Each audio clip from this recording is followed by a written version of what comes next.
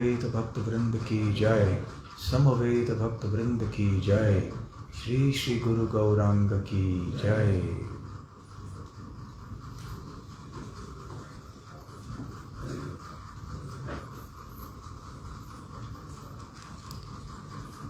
ओम अज्ञानतिमिरान्धस्य ज्ञानाञ्जनशलाकया चक्षुरुन्मीलितं येन तस्मै श्रीगुरवे नमः। श्रीचैतन्यमनोभीष्टं स्थापितं येन भूतले स्वयं रूप कदा मह्यं ददाति स्वपदान्तिकं। वन्देऽहं श्रीगुरो श्रीयुतपदकमलं श्रीगुरून् वैष्णवांश्च श्रीरूपं साग्रजातं सहगणरघुनाथान्वितं तं सजीवं साद्वैतं सावधूतं परिजनसहितं कृष्णचैतन्यदेवं श्रीराधाकृष्णपादान् सहगणललिता श्रीविशाखान्वितांश्च। नमो ॐ विष्णुपादाय कृष्णप्रेष्ठाय भूतले श्रीमते भक्तिवेदान्त स्वामिनिति नामिने। नमस्ते सारस्वते देवे गौरवाणी प्रचारिणे निर्विशेष शून्यवादी पाश्चात्यदेशतारिणे। मूकं करोति वाचालं पंगुं लङ्घायते गिरिं यत्कृपातमहं वन्दे श्रीगुरुं दीनतारणं। वाञ्छाकल्पतरुभ्यश्च कृपासिन्धुभ्येव च पतितानां पावनेभ्यो वैष्णवेभ्यो नमो नमः। नमो महावदान्याय कृष्णप्रेमप्रदायते कृष्णाय कृष्णचैतन्य नामने गौरद्विषे नमः। पञ्चतत्त्वात्मकं कृष्णं भक्तरूपस्वरूपकं भक्तावतारं भक्ताख्यं नमामि भक्तशक्तिकम्। आराध्यो भगवान् व्रजेशतनयस्तद्धाम वृन्दावनम्। रम्या काचिदुपासना व्रजवधू वर्गेण या कल्पिता। श्रीमद्भागवतं प्रमाणममलं प्रेमापुमर्थो महान्। श्रीचैतन्यमहाप्रभोर्मतमिदं तत्रादरः न परः। हे कृष्ण करुणा सिन्धो दीनबन्धो जगत्पते गोपेश गोपिकान्त राधाकान्त नमोस्तुते। तप्त कांचन गौरांगी राधे वृंदावनेश्वरी वृषभानुसुते देवी प्रणमामि हरिप्रिये। जय श्री कृष्ण चैतन्य प्रभु नित्यानंद श्री अद्वैत गदाधर शिवासादि गौरभक्तवृंद। हरे कृष्णा कृष्णा हरे हरे हरे राम राम राम हरे हरे। हरे कृष्णा। आप सबका गोवर्धन पूजा के महोत्सव में श्री श्री राधा गोकुलानंद मंदिर में हार्दिक स्वागत है। इस कार्तिक महीने में अनेक उत्सव हैं, एक के बाद एक दिन प्रतिदिन बहुत ही मधुर से मधुर उत्सव है। दीपावली मनाई कल ही, साथ साथ भगवान श्री कृष्ण को माता यशोदा ने उखल से बांधा तो दामोदर लीला की कल ही हुई थी वृंदावन में। और आज सुबह हमने श्रीमान सनत कुमार प्रभु से दामोदर लीला के बारे में भी सुना। और आज गोवर्धन पूजा का त्योहार है, उत्सव है। बच्चा बच्चा भारत में जानता है कि भगवान श्री कृष्ण ने गोवर्धन पर्वत धारण किया था, एकेन हस्तेन, एक हाथ में। ये बहुत ही प्रसिद्ध और लोकप्रिय लीला है भगवान श्री कृष्ण की, और इसमें कोई वाद विवाद नहीं हो सकता है, क्योंकि रास लीला के बारे में भले कोई गलत फहमियाँ हों, परंतु गोवर्धन लीला के बारे में कौन सी गलत फहमी हो सकती है। यदि गलत फहमी है तो केवल ये कि लोग विश्वास नहीं करते कि एक छोटा बच्चा एक बड़े पर्वत को उठा सकता है। परंतु ध्यान रखने की बात यह है कि श्री कृष्ण कोई साधारण बच्चे नहीं हैं, वो स्वयं भगवान हैं जो कि एक मनुष्य की लीला कर रहे हैं। जब भगवान मनुष्य समाज में प्रकट होते हैं, इसका अर्थ ये नहीं है कि वो मनुष्य बन गए। मनुष्यों की तरह दिखते अवश्य हैं, क्योंकि वो उनका मूल रूप है, परंतु भगवान श्री कृष्ण सदैव भगवान ही रहते हैं और मनुष्यों की तरह लीला करते करते ऐसे प्रतीत होता है कि वो भी हम सब की तरह ही हैं।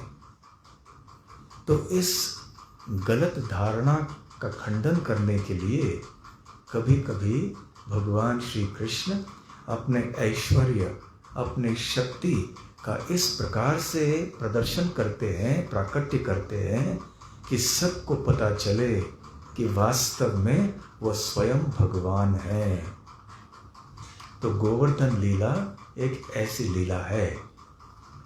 गोवर्धन धारण करने के बाद भगवान श्री कृष्ण के कितने सारे नाम हो गए। गिरिवरधारी, गिरि मतलब पर्वत, वर मतलब श्रेष्ठ।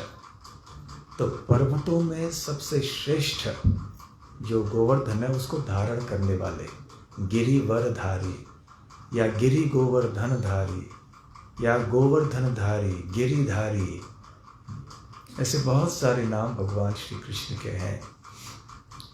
गिरिधारी या गोवर्धन बहुत विशेष अनेक कारणों से है। एक तो ये है कि उनके कारण भगवान श्री कृष्ण ने एक ऐसा मधुर उत्सव प्रकट कराया। दूसरा कारण ये है कि गिरि गोवर्धन दोनों भगवान के रूप भी हैं और भगवान के दास भी हैं। और ये जो एक गुह्य बात है, ये भगवान श्री कृष्ण के भक्तों को ही पता है। आज भी इतने लाखों की संख्या में लोग, श्रद्धालु भक्त गोवर्धन की परिक्रमा करते हैं। लगभग 23 किलोमीटर पैदल चलते हैं, गर्मी में, ठंडी में, बारिश में, और चलते चलते कष्ट बहुत होता है। पत्थर चुभते हैं, कांटे चुभते हैं। यद्यपि पहले की तरह नहीं है, पहले बहुत ज़्यादा कांटे हुआ करते थे सड़क पे, आजकल इतने कांटे नहीं हैं। फिर भी लोग चलते हैं, लाखों की संख्या में लोग आते हैं। तो क्योंकि उन्हें सब ये गोवर्धन धारण करने की लीला बहुत प्रिय है, गोवर्धन को बहुत सम्मान देते हैं। जो श्रद्धालु भक्त वृंदावन में या गोवर्धन में जाते हैं, बाहर से आते हैं, वो कभी गोवर्धन के ऊपर पैर नहीं रखते, थोड़े दूर से ही रह के परिक्रमा करते हैं, क्योंकि वो जानते हैं कि गोवर्धन स्वयं श्री कृष्ण हैं। जिस प्रकार से भगवान श्री कृष्ण के विग्रह को या किसी उनके अन्य प्रकट रूप को हम पैर नहीं लगाते, बड़े सम्मान से स्पर्श करते हैं। ठीक उसी तरह से श्रद्धालु भक्त गोवर्धन पर्वत को दूर से ही प्रणाम करते हैं। और क्योंकि गोवर्धन भगवान श्री कृष्ण ही हैं, इसलिए वहाँ जो छोटे छोटे पत्थर मिलते हैं जिनको शिला कहते हैं, गोवर्धन शिला, उनकी उपासना, उनकी आराधना भक्त लोग करते हैं। हालांकि गोवर्धन से ऐसे शिला उठा के नहीं लाना चाहिए, ये हम सबको याद रखना चाहिए। कई बार भक्त ऐसी गलती करते हैं, सोचते हैं कि हम भी गिरिराज शिला की उपासना घर में कर लेंगे और बस उठा के ले आते हैं। ऐसे नहीं करना चाहिए कभी। ऐसे बताया जाता है कि जब ब्रजवासी कोई देते हैं तब ले सकते हैं, फिर भी जब तक कि गुरु आदेश नहीं मिले हमें गिरिराज शिला घर में लाकर उनकी उपासना नहीं करनी चाहिए। परंतु सत्य तो ये है कि गिरिराज भगवान कृष्ण ही हैं। और एक विशेष बात यह है कि भगवान का रूप होते हुए भी उन्होंने भगवान कृष्ण की सेवा की, इसलिए गिरिराज को या गोवर्धन को भगवान श्री कृष्ण का दास भी माना जाता है। और किस तरह के दास हैं भगवान कृष्ण के? सबसे श्रेष्ठ दास, हरिदास वर्य। वर्य मतलब सबसे श्रेष्ठ दास, दास मतलब सेवक। तो वृंदावन के गोपियां जब आपस में परस्पर चर्चा कर रही होती हैं तो वृंदावन का गुणगान करती हैं और कहती है, हंताय मद्रिर्बला हरिदास वर्यो यद राम कृष्ण चरण स्पर्श प्रमोद। वो कहती है कि ये पर्वत जो है बहुत ही भाग्यशाली है। हंता अयम, ये पर्वत हरिदास वर्य है, हरिदासों में से सबसे श्रेष्ठ है। क्यों श्रेष्ठ है? क्योंकि हर दृष्टि से ये भगवान की सेवा करता है। हंताय मद्रे, ये अद्रि, ये पर्वत हरिदास वर्य यद राम कृष्ण चरण स्पर्श प्रमोद। वो भगवान श्री कृष्ण की सेवा और बलराम जी की सेवा करते हैं, और जब श्री कृष्ण और बलराम उन पे चलते हैं तो फिर उनके चरण कमलों के स्पर्श के कारण वो प्रफुल्लित हो जाते हैं, हर्षित हो जाते हैं। इसलिए गोवर्धन जो है सदैव प्रसन्न रहते हैं। मानम तनोति सह गो गणयोस्तयोर्यत् पानीय सूय वसकंदर कंद मूलैः। और वो इस प्रकार भगवान श्री कृष्ण बलराम को सम्मान देते हैं, और उनके जो गाय हैं उनके लिए भी पानी सूय वसकंदर कंद मूलैः, तो ग्वाल बालों के लिए खाने के लिए सुंदर कंद मूल फल आदि प्रदान करते हैं। वो गायों के लिए बहुत ही रसमय और स्वादिष्ट जो घास है वो प्रदान करते हैं चरने के लिए। वहाँ पे शीतल जल मिलता है, झरनों में, तालाबों में बहुत अच्छे गुफे होते हैं जहाँ भगवान कृष्ण अपने मित्रों के साथ, अपने पार्षदों के साथ लीला कर सकते हैं। इस प्रकार से गोवर्धन लीला करते और सेवा करते हैं भगवान कृष्ण की। तो भगवान भी हैं और भगवान के दास भी हैं गोवर्धन। तो गोवर्धन के बारे में बताया जाता है कि गोवर्धन के पिताजी द्रोणाचल के पास एक बार एक ऋषि आए जिनका नाम था पुलस्त्य। तो पुलस्त्य ने जब इस पर्वत को देखा, गोवर्धन को, तो मन ही मन में सोचा, अरे जहाँ मैं रहता हूँ वाराणसी में, वहाँ पे कोई पर्वत नहीं है, तो यदि ये गिरिराज, ये गोवर्धन, ये पर्वत यदि मेरे साथ चले आते तो मैं इसे वाराणसी ले जाता और वाराणसी में इस पर्वत के ऊपर बैठ के मैं तपस्या करता। आपको पता है वाराणसी तो गंगा के तट पे है, वहाँ पे तो कोई पर्वत नहीं है। तो द्रोणाचल ने जब बात सुनी तो बड़ा संकोच हुआ उनको कि अरे मेरे पुत्र को मैं कैसे दे दूँ। परंतु गोवर्धन बहुत ही बुद्धिमान थे, उन्होंने समझ लिया कि यदि मेरे पिता मना करेंगे तो हो सकता है कि ये ऋषि कोई शाप भी दे सकते हैं। तो उन्होंने स्वयं कहा कि मैं आपके साथ आने के लिए तैयार हूँ हे मुनिवर, परंतु एक शर्त है, और वो शर्त ये है कि यदि आपने मुझे कहीं एक जगह ज़मीन के ऊपर रख दिया तो मैं उस स्थान से फिर हिलूंगा नहीं। तो पुलस्त्य ऋषि तैयार हुए और उन्होंने एक विशाल रूप धारण कर लिया, गोवर्धन को उठाया और आकाश पथ से चलते चलते आए। और अचानक दैव से, भगवान की योजना से ऐसे हुआ कि प्रकृति के पुकार बहुत तीव्रता से आई और उन्होंने सोचा कि अब मुझे जाना ही होगा। तो गोवर्धन को हाथ में धारण किए हुए कैसे जा सकते थे, तो वहाँ पर नीचे ज़मीन पे रख दिया। अब उनको याद नहीं रहा कि गोवर्धन ने क्या शर्त रखा था, भूल गए। जब हमें भी जाना होता है ना, बाकी सब भूल जाते हैं हम लोग, है कि नहीं? जाना है तो जाना है, और किसने क्या कहा नहीं कहा वो सब याद नहीं रहता।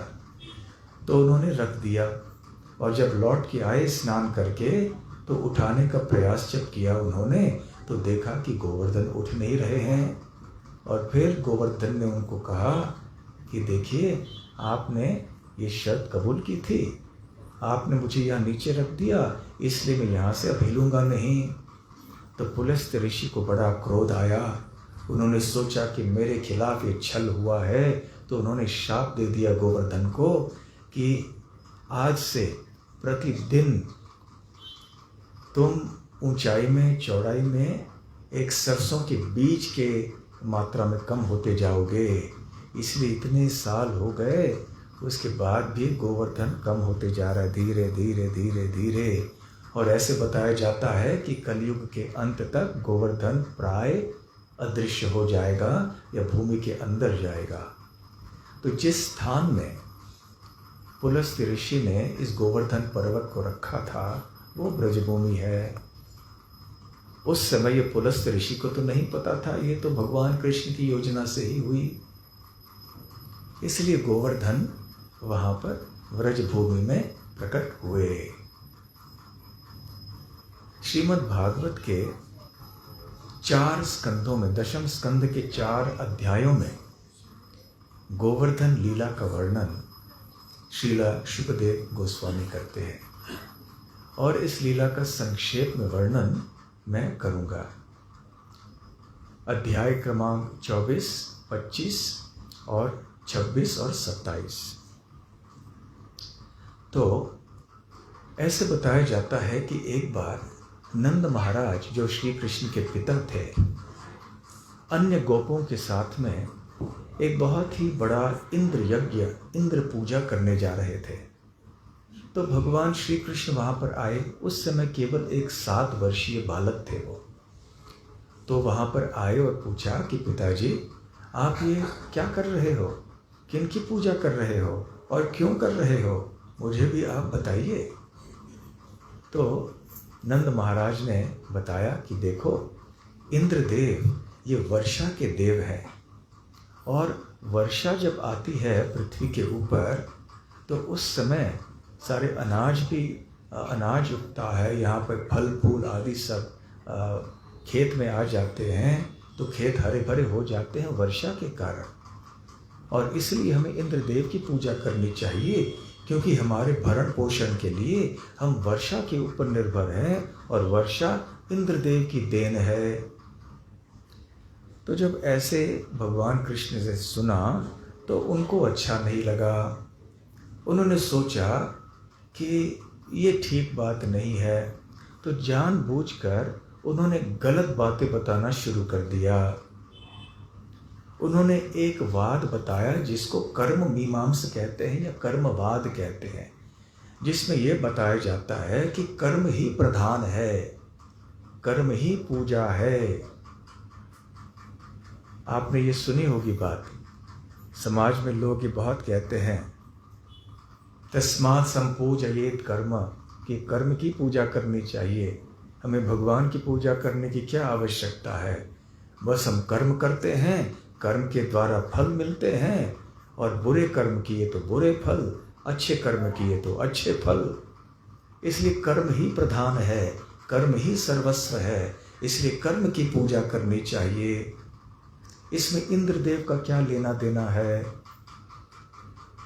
वास्तव में इस वाद में दोष ये है कि कर्म सिद्धांत आखिर बनाया किसने? जब हम कर्म करते हैं तो कर्मों के फल देते कौन हैं? और ये कौन निश्चय करते हैं कि किस प्रकार के कर्म के लिए कौन सा फल मिलना चाहिए? तो जो भी नियम होता है, कोई कानून होता है, उसके पीछे भी एक कानून बनाने वाला होना चाहिए, तो वो भगवान है। तो खैर, भगवान श्री कृष्ण ने स्वयं ऐसे एक नास्तिकवाद प्रस्तुत किया जानबूझकर, और फिर उन्होंने कहा और एक गलत सिद्धांत प्रस्तुत किया अपने पिताजी के सामने, और यह है नास्तिक सांख्यवाद। और एक नास्तिक वाद क्या है कि भगवान नहीं है, यहाँ केवल प्रकृति है, प्रकृति ही भगवान है और प्रकृति से ही सब कुछ चलता है। प्रकृति को बनाने वाला कौन है, ये सब क्यों सोचना चाहिए? ऐसे लोग बोलते हैं। तो वास्तव में प्रकृति अपने आप नहीं हो सकती। प्रकृति तो चेतन नहीं है, तो अचेतन वस्तु से चेतन कोई चेतना कैसे उत्पन्न हो सकती है? तो यहाँ 3 गुणों से सब कुछ बनाया हुआ है। भगवान कृष्ण ने कहा अपने पिता से, सत्वगुण, रजगुण, तमोगुण। जब बादल रजगुण से प्रेरित होते हैं तो फिर बादल वर्षा बरसाते हैं, तो इसमें इंद्रदेव की क्या भूमिका है? इसलिए प्रकृति ही प्रधान है।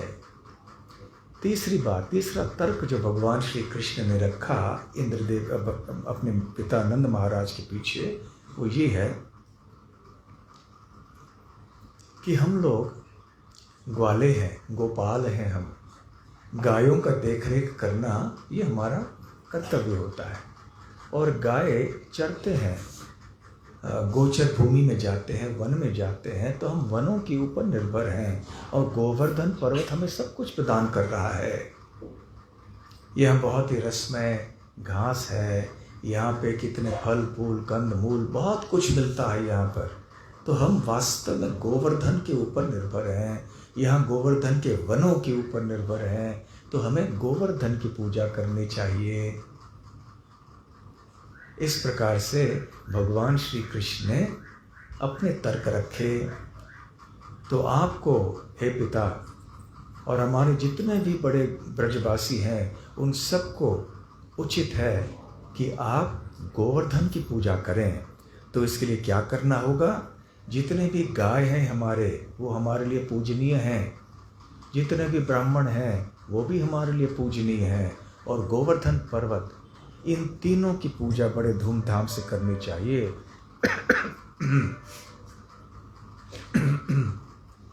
तो हमें सबसे पहले बहुत सारे स्वादिष्ट व्यंजन बनाने चाहिए, बहुत बड़ी मात्रा में, और फिर सारे ब्राह्मणों को यज्ञ आदि मंत्र जप आदि के द्वारा करवाना चाहिए, और फिर सबको प्रसाद देना चाहिए।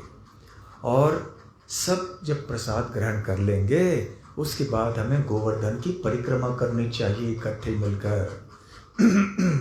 तो ऐसे भगवान श्री कृष्ण ने नंद महाराज को बताया।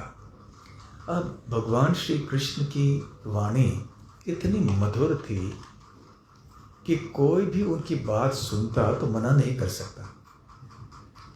तो इतने सुंदर ढंग से, इतने मधुर ढंग से श्री कृष्ण ने समझाया कि नंद महाराज और अन्य जो गोप हैं, उन्होंने तुरंत बात को मान ली। अब ये महत्वपूर्ण प्रश्न उठता है इस समय कि भगवान श्री कृष्ण ने ऐसे तरह तरह के तर्क, वो भी गलत तर्क, क्यों सामने रखे? वैसे येन केन प्रकारेण भगवान कृष्ण को नंद महाराज और अन्य ब्रजवासियों को इंद्र पूजा करने से रुकवाना था, इसलिए उन्होंने तरह तरह के गलत वाद भी प्रस्तुत कर दिए। श्रील श्रीधर स्वामी, जो कि श्रीमद् भागवत के बहुत बड़े टीकाकार हैं, वो कहते हैं कि भगवान श्री कृष्ण ने जब इंद्रदेव की पूजा रोककर गोवर्धन की पूजा करवाने का निवेदन किया, तो इसके पीछे कारण क्या थे? सबसे पहली बात श्रीधर स्वामी कहते हैं कि भगवान ने जान लिया कि उनके भक्त देवराज इंद्र के हृदय में अभी अभिमान या घमंड आ चुका है, और वैसे किसी भी व्यक्ति में घमंड आना अच्छा नहीं है, और विशेष रूप से जब कृष्ण के भक्त के हृदय में घमंड आ जाता है तो ये बिल्कुल अच्छी बात नहीं होती है। कृष्ण भक्त सदैव नम्र होते हैं, अपने आप को अन्यों के दास समझते हैं। तो जब किसी व्यक्ति को ऊंचा पद मिल जाता है, बहुत वो ऐश्वर्यशाली हो जाता है, तो कभी कभी ऐसे हो जाता है कि उसके हृदय में घमंड आ जाता है। और ऐसे ही हुआ इंद्रदेव के साथ। इंद्रदेव भी भगवान नहीं हैं, वो भगवान के दास हैं। जब भगवान के दास भूल जाते हैं कि वो दास हैं और अपने आप को भगवान मानने लगते हैं, तब समस्या हो जाती है। तो भगवान श्री कृष्ण इंद्रदेव के इस मान को भंग करना चाहते थे, और ये मान बहुत बड़ा हो गया था, एक पहाड़ के समान हो गया था, और इसलिए एकमात्र कृष्ण ही थे जो इस पहाड़ रूपी मान का भंग कर सकते थे, या मान रूपी पहाड़ का भंग कर सकते थे। तो ये पहला कारण था। दूसरा कारण था कि भगवान श्री कृष्ण सारे ब्रजवासियों के लिए एक बहुत ही विस्मयजनक आनंदमय उत्सव स्थापित करना चाहते थे, जिससे न केवल ब्रजवासियों को आनंद मिले, परंतु आने वाले लाखों लाखों पीढ़ियों के लिए भी, हजारों वर्षों तक ये एक श्रवण कीर्तन और ध्यान के लिए एक विषय बन जाए। इसलिए हम देखते हैं इस लीला के लगभग 5000 वर्ष बाद भी आज हम लोग यहाँ पे गोवर्धन लीला का वर्णन कर रहे हैं, गोवर्धन पूजा का उत्सव मना रहे हैं, और इसमें इतना आनंद हम ले रहे हैं। तो भक्तों के आनंद के लिए भगवान श्री कृष्ण एक उत्सव बनाना चाहते थे।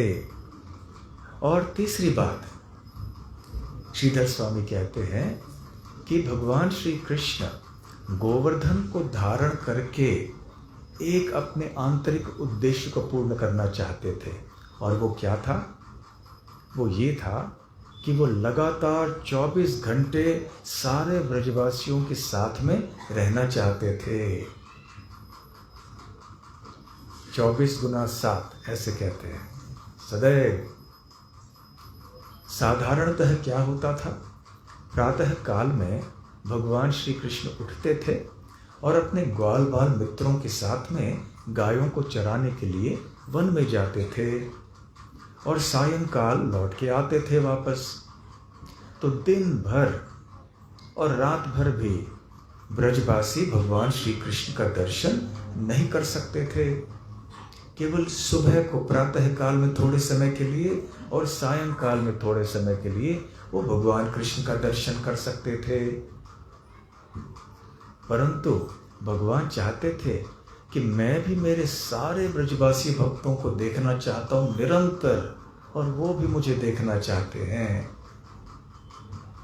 और जब गोवर्धन पर्वत को धारण किया उन्होंने, तो 7 दिन 7 रात लगातार ब्रजवासियों ने श्री कृष्ण का दर्शन किया, और श्री कृष्ण ने भी ब्रजवासियों का दर्शन किया।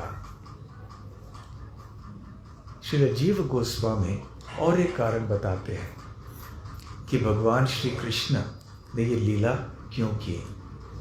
वो बताते हैं कि श्री कृष्ण सारे दुनिया को एक संदेश देना चाहते थे कि देखो, मेरे शरण में ही आओ, और किसी के शरण में जाने की आवश्यकता नहीं है।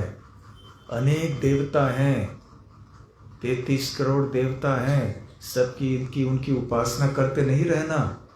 केवल मेरे शरण में आके मेरी ही सेवा करो, मेरी ही भक्ति करो, और डरना नहीं। यदि तुम ऐसे करोगे तो तुम्हारे और मेरे शरण ले जाओगे तो और तुम्हें डरने की भी कोई आवश्यकता नहीं है। इस प्रकार से श्री कृष्ण के मन में विचार थे, ऐसे हमारे महान वैष्णवाचार्यों ने बताया है। तो खैर, अब जो मासूम और शुद्ध हृदय वाले व्रजवासी थे, उन्होंने ठीक वैसे ही किया जैसे कि श्री कृष्ण ने निवेदन किया था। बड़े धूमधाम से उन्होंने एक उत्सव मनाया। बहुत बड़ी मात्रा में वहाँ पे रसोई हो गई। सारे गांव से, विभिन्न गांव से लोग आए। बहुत पहाड़ की तरह वहाँ पूरी बने, पहाड़ चावल के पहाड़ थे, सब्जियों के पहाड़, और दूध आदि के बहुत सारे मिठाई आदि सब बने। तो इतने सारे स्वादिष्ट से स्वादिष्ट व्यंजन इतनी बड़ी से बड़ी मात्रा में बने और गोवर्धन के सामने रखे गए। और फिर एक बहुत अद्भुत घटना हुई। भगवान श्री कृष्ण ने स्वयं एक विशाल गोवर्धन का रूप धारण कर लिया और गोवर्धन ने आगे आके वो सारा जो भोग है, जो नैवेद्य है, उसको स्वीकार कर लिया। एक क्षण में सब कुछ स्वीकार कर लिया। वैसे जब हमारे सामने कोई थैली रखी हुई होती है तो उसे खाने के लिए थोड़ा समय लगता है, 10 मिनट, 15 मिनट, 20-25 मिनट। परंतु गोवर्धन के सामने इतना बड़ा भोग लगाया हुआ था, इतने सारे व्यंजन थे, फिर भी एक क्षण में गोवर्धन ने इनको स्वीकार कर लिया बड़े आनंद से। और इसके द्वारा भगवान श्री कृष्ण ने अनेक उद्देश्यों की पूर्ति की। उन्होंने ये बतलाना चाहा ब्रजवासियों को कि वास्तव में मैं गोवर्धन से अभिन्न हूँ और मैं स्वयं यहाँ प्रकट हो रहा हूँ। देखो, इंद्रदेव को जब तुम अर्पण करते हो कुछ भोग आदि या कुछ अर्पण करते हो तो वो इंद्रदेव स्वयं आके यहाँ नहीं लेते हैं, परंतु आपने मुझे अर्पण किया, मैं स्वयं प्रकट होकर इस भोग को ले रहा हूँ और इतना विशाल रूप मैंने धारण किया है और मैं ही गोवर्धन हूँ, ऐसे कृष्ण बताना चाह रहे थे। और ये भी है कि अब तुम्हें डरने की आवश्यकता नहीं है, मैं तुम्हारी रक्षा करने के लिए पूरी तरह से समर्थ हूँ, सक्षम हूँ। और फिर स्वयं भगवान श्री कृष्ण ने गोवर्धन पर्वत को प्रणाम किया। सारे ब्रजवासियों ने भी प्रणाम किया। इसके पहले सारे ब्रजवासी जो हैं गोवर्धन की परिक्रमा करके आए। सारे गोपगण जो थे गौओं के साथ चलते चलते गए, गायों ने भी परिक्रमा कर ली। और अन्य जितने भी पशु थे नंदगांव में या गोकुल में, उस वृंदावन में, तो सारे पशु भी उनके साथ में चले और उन्होंने परिक्रमा कर ली। और जो गोपियां थीं छोटे बच्चों के साथ बैलगाड़ी के ऊपर बैठे और वो भी अपने मीठे मीठे स्वरों में गीत गा रहे थे, कृष्ण का गुणगान कर रही थीं। इस प्रकार से ऐसे आनंद भरा एक उत्सव मनाया गया। तो खैर ये तो हो गया।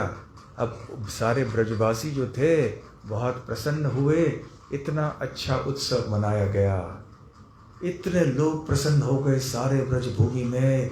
परंतु बहुत दूर स्वर्गलोक में एक व्यक्ति प्रसन्न नहीं हुए, और वो कौन थे? वो इंद्रदेव थे, देवराज इंद्र। देवराज इंद्र को आया बड़ा क्रोध। उन्होंने वो सोचने लगे कि ये क्या हो गया, और उनके अंदर जो घमंड था वो बाहर और उभर आया। शुकदेव गोस्वामी कहते हैं कि आह ईशमानी, आह मतलब वो कहने लगे, क्या कहने, किस तरह से कहने लगे? ईशमानी, अपने आप को ईश या भगवान मानकर वो कहने लगे। देखिए आजकल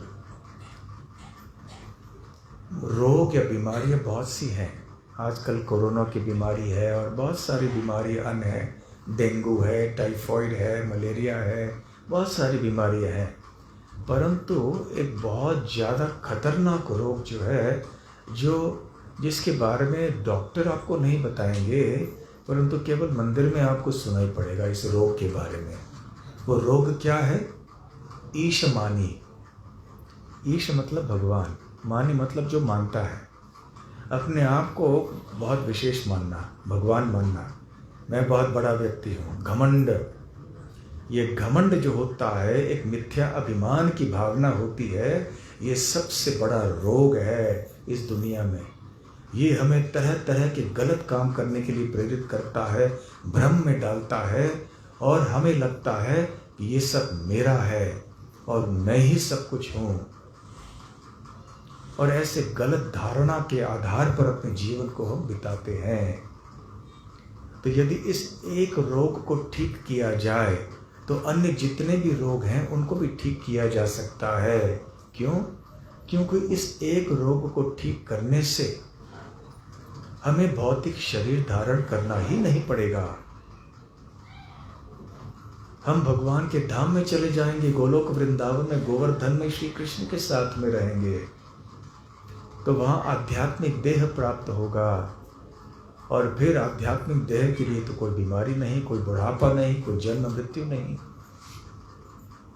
तो इंद्रदेव की भावना ऐसी थी, ईशमानी।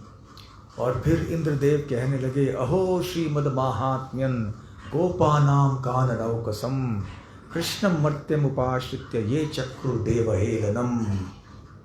वो कहने लगे, अहो, अरे देखो तो, श्रीमद, श्री मतलब ऐश्वर्य, मद मतलब उन्मत्त हो जाना, महात्म्यम, ये ब्रजवासियों को इतना ज़्यादा ऐश्वर्य हो चुका है कि इनका मन बुद्धि उनकी भ्रष्ट हो चुकी है। इतना घमंड इनके, महान घमंड इनके मन में आ गया है। किनके मन में? गोपानाम। ये सारे गोपगण जो हैं, कानन ओकसाम, कानन अर्थात वन, ओकसाम मतलब रहने वाले। तो ये वन में रहने वाले गोपों के मन में बहुत घमंड आ गया है अपने ऐश्वर्य के बारे में। कृष्णम मर्त्यम उपाश्रित्य, एक साधारण इस पृथ्वी लोक का जो बच्चा है कृष्ण, उसका आश्रय लिया है इन्होंने। ये चक्रुर देव हेलनम, इसलिए उन्होंने हम देवों की अवहेलना की है, हमारा अपमान किया है। और फिर इंद्रदेव भक्त होते हुए भी कृष्ण की निंदा करने लगे। देखिए, ऐसा नहीं है कि जब हम भक्त हो जाते हैं तो हर बार हम भगवान के का गुणगान ही करेंगे। कभी कभी घमंड के कारण बुद्धि इतनी भ्रष्ट हो जाती है कि हम भगवान श्री कृष्ण को भी भला बुरा कह देते हैं। इसका मतलब है कि हमारी भक्ति अभी तक परिपक्व नहीं हुई है। जब किसी भक्त के जीवन में कोई दुर्घटना हो जाती है, कोई अपघात हो जाता है, तो हो सकता है कि वो डावाडोल हो जाए। उसकी श्रद्धा यदि कोमल हो तो फिर वो सोचने लगता है कि भगवान कृष्ण ने मेरे साथ ऐसा क्यों किया, तो मुझे लगता है कि भगवान कृष्ण है ही नहीं। इस प्रकार से गलत धारणाएं मन में आने लगती हैं। तो इंद्रदेव ये भी महान भक्त हैं भगवान के, फिर भी देखिए क्या बोलने लगे, वाचालम बालिशम स्तब्धम अज्ञम पंडितमानिनम कृष्णम मर्त्यम उपाश्रित्य गोपा में चक्रुरप्रियम। कृष्ण को गालियां देने लगे, कहने लगे, अरे देखो वाचालम, ये बच्चा जो है कृष्णम, वाचालम मतलब बहुत बात करता है, ये बड़बड़िया बच्चा है, बहुत बड़बड़ करता है। बालिशम, ये तो छोटा बच्चा है। अज्ञम, अज्ञानी है, मूर्ख है। पंडित मानिनम, अपने आप को बहुत बड़ा पंडित मानता है। और स्तब्धम, बहुत घमंडी है। कृष्णम मर्त्यम उपाश्रित्य, तो ऐसे पृथ्वी लोक के निवासी की शरण लेकर उन्होंने हम सब के प्रति और विशेष रूप से मेरे प्रति बड़ा अपमान किया है, अपराध किया है। क्योंकि देवलोक के निवासी जो होते हैं वो पृथ्वी लोक के निवासियों से ऊपर माने जाते हैं, परंतु उनके पद और ऐश्वर्य का घमंड कभी कभी प्रकट हो सकता है, जैसे कि इंद्रदेव के साथ में हुआ। और इस प्रकार से इंद्रदेव ने फिर ऐसे बादलों को बुलाया जो कि केवल सृष्टि के संहार के समय प्रयोग किए जाते हैं। इनको सामवर्तक बादल कहते हैं। तो सामवर्तक बादल भी कांपते हुए आ गए कि अरे अभी तो सृष्टि के संहार का समय हुआ नहीं, तो अभी क्यों इंद्रदेव ने हमें बुलाया है। परंतु इंद्रदेव ने उनको आदेश दिया कि जाओ और वृंदावन में ये जो घमंडी ब्रजवासी हैं, जो गायों का देखभाल करते हैं, उनके गांव के ऊपर ऐसी मूसलधार वर्षा बरसाओ कि उनको सबक सिखा दो। उनको दंड मिलना चाहिए क्योंकि उन्होंने मेरे प्रति इतना बड़ा अपराध किया है। तो सामवर्तक बादल आ गए वृंदावन के ऊपर और एकदम से तूफान आने लगा। वहाँ पर बड़े तेज गति से हवा बहने लगी और ओले पड़ने लगे। ओले मतलब बर्फ के टुकड़े पड़ने लगे और बरसात होने लगी। किस तरह से बरसात हुई? खंभों के बूंदों में नहीं, बारिश के खंभे गिरने लगे। ऐसा भयंकर बरसात हुआ वहाँ पर। और इतनी ठंडी हवा बह रही थी और बरसात भी इतना हो रहा था, सब जगह में बाढ़ हो गया था। और सारे ब्रजवासी इधर उधर भागते कृष्ण के शरण में गए। कृष्ण कृष्ण महाभाग त्वन्नाथम गोकुलम प्रभो त्रातुम अर्हसि देवान्नः कुपितात् भक्तवत्सल। भगवान कृष्ण के पास गए। कृष्ण कृष्ण महाभाग, हे महान भाग्यवान कृष्ण, त्वन्नाथम, आप अपने ही स्वामी हैं, आपका कोई स्वामी नहीं है। आप हमारे स्वामी हैं और स्वयं आप अपने ही स्वामी हैं। और आप गोकुल के स्वामी भी हैं, आप अपने स्वामी हैं और हम गोकुल के निवासी हैं, आप हमारे स्वामी भी हैं।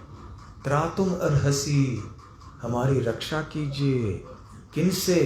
देवान्नः, हमारी रक्षा देवराज इंद्र से कीजिए। कुपितात्, क्योंकि वो बहुत ही क्रोधित हो गए हैं और आप भक्त वत्सल हैं। तो भगवान कृष्ण ने सोचा कि अरे ये मेरे भक्त जो हैं बड़े कठिनाई में हैं। ये इंद्रदेव ने घमंड के कारण मेरे प्रिय भक्तों को इतना कष्ट देना शुरू कर दिया है। वास्तव में ब्रजवासियों को बहुत कष्ट हो रहा था। श्रील विश्वनाथ चक्रवर्ती ठाकुर कहते हैं कि हमें ब्रजवासियों के कष्ट को देखकर ये नहीं सोचना चाहिए कि ये कोई साधारण व्यक्तियों के दुख के समान है। यहाँ पे भौतिक जगत में सभी को कष्ट होता है, सभी को दुख झेलना पड़ता है। हम जो बुरे कर्म करते हैं तो उसके फल हमको मिलते ही हैं, परंतु ब्रजवासियों का जो ये कष्ट था, ये कर्मों का फल नहीं था, ये भगवान की लीला शक्ति थी। भगवान चाहते थे कि उनके हृदय में जो प्रेम है कृष्ण के प्रति वो और तीव्र हो जाए। तो जब हम कष्ट में पड़ जाते हैं तो तीव्रता से याचना करते हैं भगवान की कृपा की। तो भगवान श्री कृष्ण चाहते थे कि ब्रजवासियों का प्रेम और भी बढ़े। और श्रील विश्वनाथ चक्रवर्ती कहते हैं कि जब कोई व्यक्ति बहुत भूखा रहता है और भूख के कारण उसके पेट में दर्द होने लगता है और उसके बाद उसे जब कोई अच्छा भोजन मिलता है, बहुत स्वादिष्ट से स्वादिष्ट व्यंजन मिलते हैं खाने के लिए, अमरस और पूरी और श्रीखंड और बहुत सी चीज़ें मिलते हैं, तो फिर वो वही भोजन और भी स्वादिष्ट लगने लगता है। क्यों? क्योंकि पहले भूख की पीड़ा थी, भरे पेट पे वही भोजन खाने में उतना आनंद नहीं आता, लेकिन जब हमें बहुत भूख लगती है तो उसी भोजन को बड़े उत्साह से हम खा सकते हैं।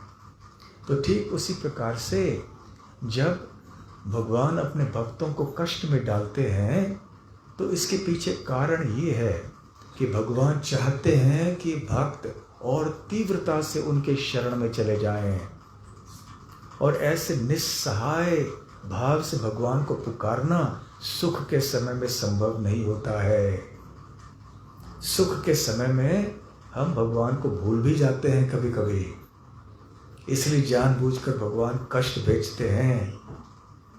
और यहाँ पे ब्रजवासियों के माध्यम से भगवान श्री कृष्ण सारी दुनिया को सिखाना चाहते हैं कि हमें कष्ट के समय कैसे भगवान कृष्ण के शरण में जाना चाहिए।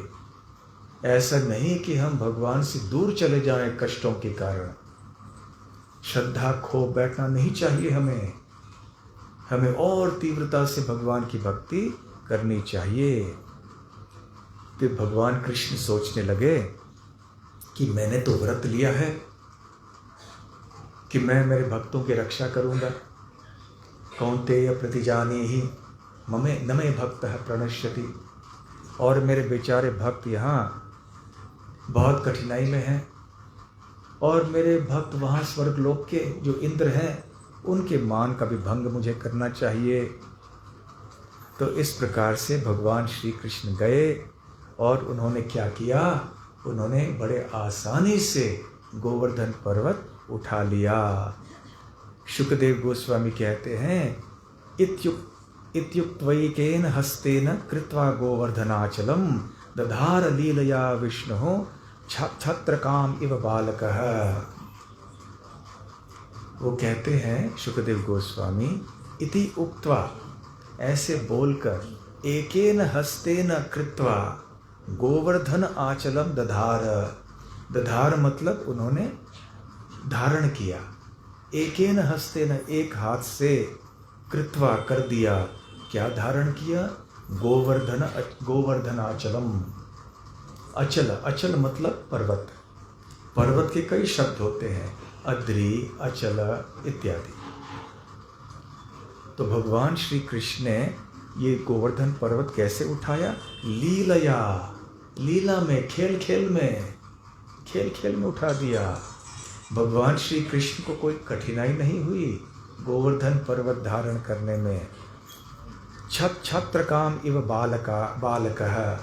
एक बालक कैसे एक गगन धूलि उठाता है ना, जिसको अंग्रेजी में मशरूम कहते हैं, या फूल को उखाड़ता है बच्चा ज़मीन से और आसानी से उसको तोड़ के उठा देता है, बच्चे को भी कठिनाई नहीं होती है। ठीक उसी प्रकार से भगवान श्री कृष्ण ने गोवर्धन पर्वत को उखाड़ लिया ज़मीन से और एकेन हस्ते ने, एक हाथ से उसको उठाकर धारण कर लिया। और फिर श्री कृष्ण ने घोषणा की सारे ब्रजवासियों को, आइए मेरे प्रिय ब्रजवासी भक्त, गोवर्धन पर्वत के नीचे आइए। वैसे विश्वनाथ चक्रवर्ती ठाकुर कहते हैं कि श्री कृष्ण के कर कमलों के स्पर्श के कारण गोवर्धन इतने हर्षित हुए थे कि एक अचिंत्य घटना हुई। उनका शरीर और भी बढ़ गया, गोवर्धन और भी विशाल हो गया, और इतना विशाल हो गया कि सारे लाखों की संख्या में जितने भी ब्रजवासी थे, जितने भी गाय और अन्य पशु थे, वो सब गोवर्धन के नीचे आ पाए। और इतना ही नहीं, गोवर्धन के ऊपर जो मृग और अन्य जो पशु थे उनको कोई कठिनाई नहीं हुई। उनको जो उनके गोवर्धन के ऊपर जो वज्रपात हो रहा था आसमान से, गोवर्धन को ऐसे प्रतीत हुआ कि मानो कोई फूलों के हार अर्पण कर रहा है। और भगवान श्री कृष्ण का सुदर्शन चक्र घूमता रहा, गोवर्धन से घूमता रहा, घूम घूम के जो भी बारिश आ रही थी उसको सुखाते गया। इसलिए ब्रजवासियों को कोई कष्ट नहीं हुआ। लेकिन भगवान श्री कृष्ण ने उनको अंदर आने के लिए निडर भी बनाया और कहा कि मेरे प्रिय ब्रजवासी भक्तों, ऐसे डरना नहीं कि हम पर्वत के नीचे आएंगे और पर्वत गिर गया तो क्या होगा। ऐसे मत सोचिए, ऐसे नहीं होगा। आइए, इसे कहते हैं श्रद्धा। जब हम कोई कठिन परिस्थिति में होते हैं और हमें बताया जाता है कि आप ये छोड़ दीजिए और भगवान के शरण में आइए, तो हम डावाडोल हो जाते हैं कि अभी कैसे करें, क्या करें, करना चाहिए कि नहीं करना चाहिए। तो ब्रजवासियों की श्रद्धा अटूट थी, तो वो आ गए और गोवर्धन के नीचे आए कि कृष्ण भगवान ने जब हमें इस आश्वासन दिया है कि गोवर्धन पर्वत धारण करके रखेंगे, तो गोवर्धन हमारे ऊपर गिरेगा नहीं।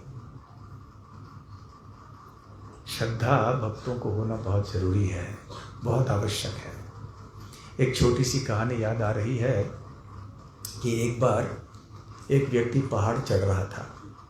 आपको पता है, ऐसे कई लोग होते हैं जो पहाड़ चढ़ने में आनंद लेते हैं, ऊंचे ऊंचे पहाड़ों में भी चलते हैं। तो उसने अपने कमर में रस्सी बांधी हुई थी और वो पहाड़ चढ़ रहा था और रस्सी भी बांध के लगा था। अचानक वो फिसल गया। जब फिसल गया तो फिर वो गिर पड़ा और रस्सी से टंग रहा था और अंधेरा हो गया था, इसलिए उसे पता नहीं चला कि ज़मीन और कितने नीचे है, केवल टंग रहा था। तो उसने फिर भगवान को पुकारा कि भगवान आप हैं क्या। तो आसमान से आवाज़ आई, हाँ वत्स मैं हूँ। तो उसने कहा, भगवान मुझे बचाइए। हाँ, मैं बचाने के लिए ही आया हूँ तुम्हें। तो लेकिन तुम्हें क्या करना चाहिए? तुम्हें हाथ ये रस्सी छोड़ देनी चाहिए। रस्सी काट लो, रस्सी छोड़ दो और मैं तुम्हें बचा दूंगा। तो अभी क्या करें? अभी उसको पता नहीं कि और नीचे ज़मीन कितनी दूर है। तो उसके मन में संशय आया, यदि मैंने रस्सी छोड़ दी तो मैं नीचे गिर जाऊंगा, और यदि भगवान ने पकड़ा नहीं तो क्या होगा? तो मैं तो नीचे चले जाऊंगा, गिर जाऊंगा, मर जाऊंगा मैं तो फिर अगले दिन सुबह जब सारे लोग ढूंढने गए उसे, तो उन्होंने क्या देखा कि वो टंग रहा था, उसकी कमर पे रस्सी अभी तक बंधी हुई थी और जहाँ वो टंगा हुआ था वो ज़मीन के केवल 6 इंच ऊपर था। आप समझ गए? यदि उसने वो रस्सी निकाल दी होती तो क्या होता? आसानी से ज़मीन पे 6 इंच इतना गिर जाता, बस कोई नुकसान नहीं होता उसे। परंतु उसे श्रद्धा नहीं थी। भगवान ने स्वयं कहा कि छोड़ दो रस्सी, मैं तुम्हारी रक्षा करूंगा, परंतु श्रद्धा नहीं हुई, इसलिए उसकी मृत्यु हो गई। भगवान श्री कृष्ण भी भगवद गीता में कहते हैं, सर्वधर्मान परित्यज्य माम एकम शरणम व्रज अहम त्वाम सर्व पापेभ्यो मोक्षयिष्यामि मा शुचः। हे अर्जुन, तुम सारे अन्य धर्मों को त्यागो, केवल मेरे शरण में आओ, मैं तुम्हें सारे पापों से मुक्त करूंगा, डरो नहीं। तो जो ब्रजवासी जैसे श्रेष्ठ महान भक्त होते हैं, उनके हृदय में श्रद्धा होती है। तो जब भगवान ने कहा कि आ जाइए पहाड़ के नीचे, कुछ होगा नहीं, तुरंत चले आए। इसको कहते हैं शरणागति, श्रद्धा। बार बार जो संशय करता है वो कहीं का नहीं रहता है। संशयात्मा विनश्यति, भगवद गीता में भगवान कहते हैं। तो खैर सारे ब्रजवासी आ गए और वहाँ पर उनको कोई कठिनाई नहीं हुई। लगातार 7 दिन और 7 रात वहाँ पर रहे ब्रजवासी और श्री कृष्ण का दर्शन करते रहे।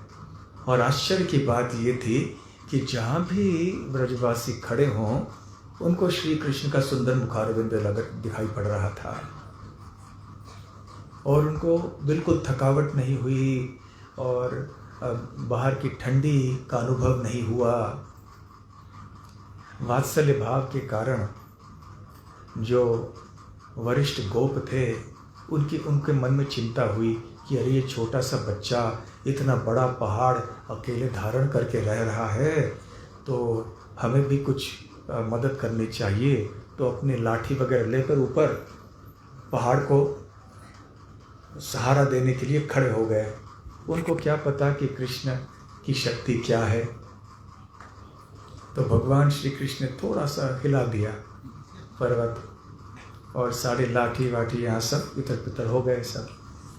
फिर ब्रजवासियों को पता चला कि वास्तव में ये श्री कृष्ण अकेले पर्याप्त हैं। जो उनके मित्र थे, जो सख्य रस में थे, वो जाकर श्री कृष्ण के भुजाओं की मालिश करते थे कि अरे श्री कृष्ण इतने पहाड़ पकड़ धारण करते करते अभी कुछ दर्द कर रहा होगा, हाँ हम थोड़ा मालिश करते हैं ताकि दर्द कम हो जाए। या तो फिर ऐसे कर लो, थोड़ी देर के लिए ये श्रीदामा को दे दो पहाड़, तुम थोड़ा आराम कर लो, फिर श्रीदामा पकड़ लेगा, फिर तुम थोड़ी देर के बाद वापस ले लेना। और जो गोपियाँ थी, तरुणी गोपियाँ, वो तो बस श्री कृष्ण के मुखारविंद को देखती रहीं। इस प्रकार से ये एक 7 दिवसीय निरंतर नेत्रोत्सव हो गया वृंदावन के निवासियों के लिए। नेत्रोत्सव अर्थात नेत्रों का उत्सव। नेत्रों के द्वारा, आँखों के द्वारा श्री कृष्ण का सुंदर रूप वो देख रहे थे।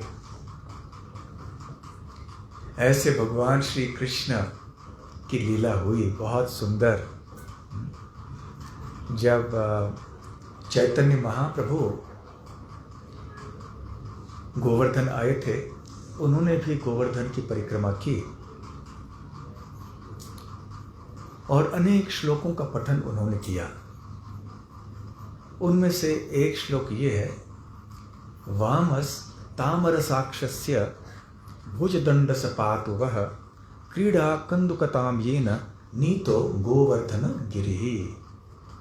वो कहने लगे, वामः, वाम मतलब बाया, तामरस अक्षस्य, तामरस मतलब कमल, अक्ष मतलब आंखें, अक्षस्य मतलब जिनके कमल नयन हैं उनके, अर्थात श्री कृष्ण के।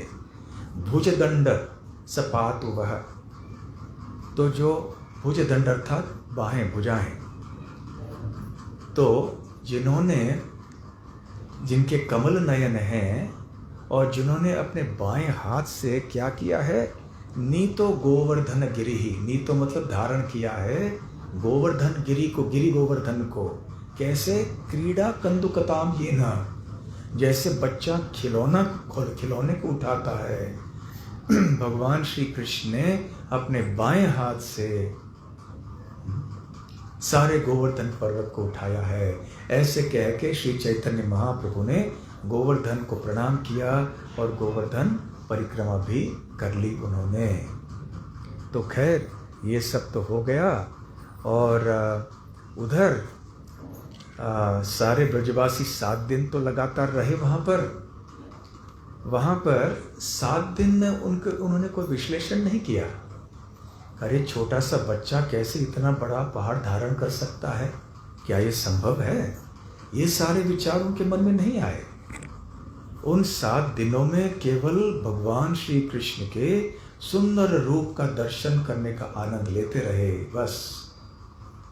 लेकिन जब 7 दिन बीत गए और इंद्रदेव के होश ठिकाने आ गए, उनका मान भंग हो गया, तब इंद्रदेव को थोड़ा पछतावा हो गया कि अरे मैंने क्या कर दिया, बहुत बड़ी गलती कर दी मैंने। और इंद्रदेव के हृदय में डर उत्पन्न हो गया कि अरे ये तो स्वयं मेरे आराध्य देव भगवान कृष्ण हैं और मैंने क्या कर दिया, इतना बड़ा अपराध उनके प्रति और उनके प्रिय ब्रजवासी भक्तों के प्रति किया। तो तुरंत उन्होंने सांवर्तक बादलों को कहा कि निकल जाओ, जल्दी वापस चले आओ, वापस चले आओ। तो जब बरसात खत्म हो गई तो भगवान श्री कृष्ण ने ब्रजवासियों से कहा कि हे प्रिय ब्रजवासियों, अभी गोवर्धन के पर्वत के नीचे से आप बाहर आइए, अब बरसात खत्म हो चुकी है, अब मैं नीचे गोवर्धन पर्वत को रखूंगा। और इस प्रकार से सारे ब्रजवासी बाहर आए। फिर श्री कृष्ण ने गोवर्धन पर्वत को नीचे रखा। अब कैसे रखा? जब उठा सकते हैं तो रखने में भी क्या तकलीफ है? तो कैसे रखा हो? जब बीच में खड़े हैं गोवर्धन के, तो ऐसे उल्टा ऐसे करके रखा होगा। तो भगवान श्री कृष्ण बड़े आसानी से सारे गोवर्धन पर्वत को नीचे रख दिया और वो भी चले गए गाय चराने के लिए। जब सारे ब्रजवासी लौटकर आ गए अपने अपने घरों में, तब जाकर विचार करने लगे, विश्लेषण करने लगे कि अरे 7 दिनों में हुआ क्या था? ये छोटे से बच्चे ने गोवर्धन पर्वत को धारण किया, ये क्या संभव है? बिल्कुल संभव नहीं है। और आपस में बहुत चर्चा करके जब वो और भी भ्रमित होते गए, तो उन्होंने सोचा कि ये तो भगवान ही होंगे। क्या ये संभव है कि एक 7 साल का बच्चा गोवर्धन जैसे पर्वत को धारण कर सके? और दूसरी ओर हमने ये भी देखा है कि उसने ऐसे अद्भुत कार्य किए हैं, बड़े बड़े असुरों का वध किया है। तो हो सकता है ये स्वयं भगवान नारायण हो। ये बच्चा है कौन? तो चलो हम नंद महाराज के पास जाते हैं और हमारे संशय का निवारण करते हैं। तो सारे ब्रजवासी जो हैं नंद महाराज के पास गए। अरे ये ऐसे संभव कैसे है नंद बाबा कि श्री कृष्ण जैसे अद्भुत बच्चा हम सब साधारण ग्वालों के बीच में जन्म ले? उसने पूतना का वध कर दिया, शकटासुर, तृणावर्त आदि का वध कर दिया। ऐसे देखो ऊखल से बंधे हुए भी उसने 2 महान बड़े पेड़ों को गिरा दिया और दावानल को भी पी लिया। अब बड़े पहाड़ को उसने उठा लिया। तो ये है कौन? और कृष्ण के प्रति हमारे हृदय में जो प्रेम है, जो बहुत तीव्र प्रेम है, वो हमारे हृदय में इतना क्यों है? हम क्यों श्री कृष्ण के प्रति इतने आसक्त हैं? और हमारे प्रति श्री कृष्ण क्यों इतने आसक्त हैं? हम कुछ समझ नहीं पा रहे हैं। हम भ्रमित हो चुके हैं। तो नंद महाराज मुस्कुराने लगे और वो कहने लगे, आपके संशय का निवारण मैं करता हूँ। क्योंकि नंद बाबा तो वात्सल्य भाव में थे, तो उनके मन में तो कृष्ण के प्रति एक ही विचार था कि ये मेरा पुत्र है, ये मेरा बच्चा है, बस, और कोई विचार नहीं था। तो उन्होंने मुस्कुराते हुए कहा कि देखो, जब श्री कृष्ण और बलराम का जन्म हुआ था तो गर्ग मुनि यहाँ पर आए थे और उन्होंने बताया था कि आपका जो बच्चा है ये हर युग में प्रकट होता है। शुक्लो रक्तस तथा पीथ इदानीं कृष्णताम गतः। शुक्ल अर्थात सफ़ेद रंग का, रक्त अर्थात लाल रंग का, पीत अर्थात पीले रंग का, और ऐसे रंगों में वो प्रकट हो चुके हैं पहले पूर्व युगों में। और अभी इदानीम कृष्णताम गतः, अभी कृष्ण वर्ण सांवले रंग से ये प्रकट हुआ है बच्चा आपका। और अनेन सर्व दुर्गाणि योयम अंजस्तरिष्यथा, जितने भी कष्ट आप सबके जीवन में आएंगे उनसे ये बच्चा आपकी रक्षा करेगा। और इसके जो गुण हैं वो भगवान नारायण के समान है। नारायण समो गुणे ही, इसलिए आप चिंता नहीं करना।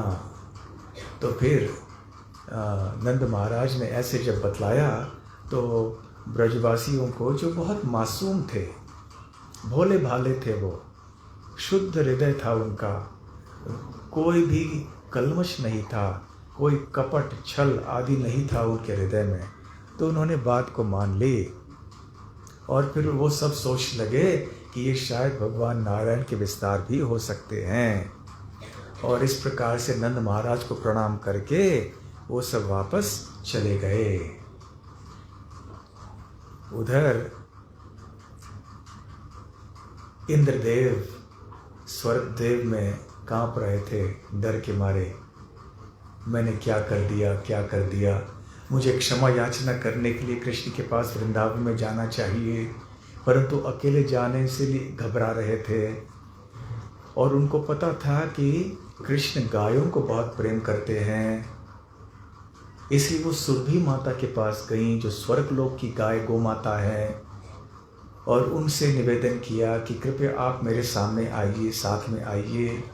आपको देखकर श्री कृष्ण का क्रोध कम हो जाएगा और फिर मैं पीछे से कृष्ण के सामने आऊँगा और कृपा याचना करूँगा। तो सुरभि देवी आई इंद्रदेव के साथ में, और गोवर्धन के पास ही श्री कृष्ण गौओं को चरा रहे थे और थोड़े अलग से आए थे श्री कृष्ण।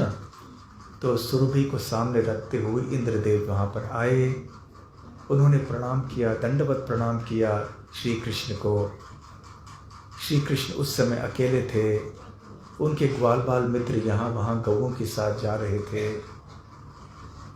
तो बड़े करुणामय दृष्टि से देखने लगे कृष्ण इंद्रदेव के ऊपर, और मेघ गंभीरया वाचा, बादल के गरजने के आवाज़ से बोलने लगे कि हे इंद्र, तुम मेरे भक्त हो और इस प्रकार का घमंड तुम्हें शोभा नहीं देता है। मैंने ये जो लीला रची है केवल तुम्हारी बुद्धि सही ठिकाने लाने के लिए, तो आइंदा कभी इस प्रकार का घमंड नहीं करना। अब वापस जाओ, अपनी जगह जाकर अपनी सेवा ठीक से करो और ऐसी गलती आइंदा नहीं करना। तो इंद्रदेव ने इस बात को बड़ी नम्रता से स्वीकार कर लिया और सुरभि माता के साथ में उन्होंने श्री कृष्ण को उनका अभिषेक किया, राज्य अभिषेक किया। वास्तव में श्री कृष्ण ने इंद्रदेव से कहा था कि देखो, असली इंद्र तो मैं हूँ, इंद्र अर्थात राजा, और तुम मेरे प्रतिनिधि राजा हो, और तुमने यदि ठीक से काम नहीं किया तो फिर उत्पात हो जाएगा सारे ब्रह्मांड में। तो अब सुरभि माता और इंद्रदेव और अन्य जो ऋषि मुनि आए थे, स्वर्गलोक के निवासी आए थे, उन्होंने मिलकर श्री कृष्ण का राज्य अभिषेक किया। सुरभि माता के दूध से और गंगा जल से, स्वर्गीय गंगा जल के द्वारा इंद्र और सुरभि ने भगवान श्री कृष्ण का अभिषेक वहाँ कराया, गोविंद कुंड के पास, वही जल है वो। और फिर इंद्रदेव और सुरभि माता वापस अपने अपने जगह में चले गए। इस प्रकार से ये सुंदर गोवर्धन लीला भगवान श्री कृष्ण की भगवान ने प्रकट कराई। और आज भी इस लीला को हम बार बार सुन के भी बहुत आनंद का अनुभव करते हैं।